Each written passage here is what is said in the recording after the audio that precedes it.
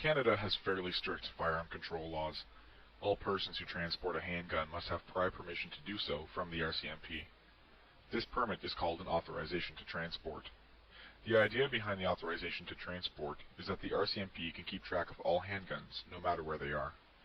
For example, if a person commits a handgun crime at 742 Evergreen Terrace, the police are able to look at the database, find the address, and see all the people who have permission to transport their firearms to that location.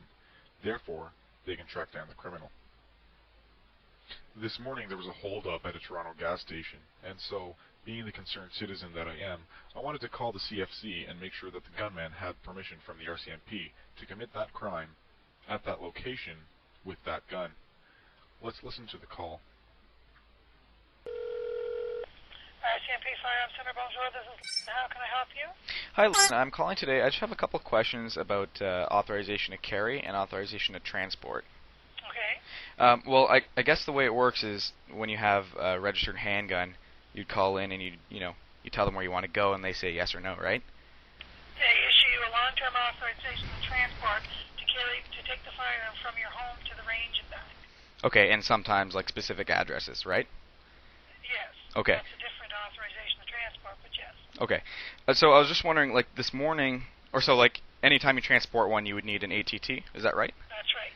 The long-term one is usually for 3 years between your residence and this range, but if you were taking it to someone else's house or in for repairs, you need a short-term authorization to transport for those purposes. Okay, now, like, if I wanted to go to a gas station, how would that work?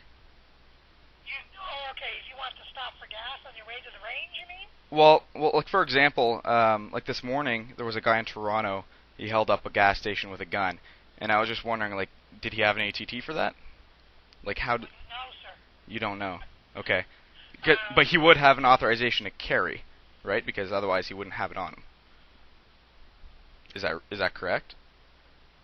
Or He may have stolen the gun, sir. If he was a criminal holding up a gas station, the gun may not have even been his. Oh, okay, I suppose. Okay, well, do you have any suggestions on how we can get our criminals to register their guns and get ATCs? Like that way we could... Everyone in Canada is required to register the firearms, sir. I'm not going to get into discussion with you on the law. That's up to the police officers. Okay. All we do here is process applications and give you the information Okay. that you require to come into compliance with the law. Okay. As far as enforcing the law goes, you'll have to discuss that with your local police. That would be the police. Okay, so like if I gave you an address, would you be able to see if there was one issued? Like, is that how, like, the crimes are solved? Like how? It's done through the Chief Firearms Office and the province authorizations to carry.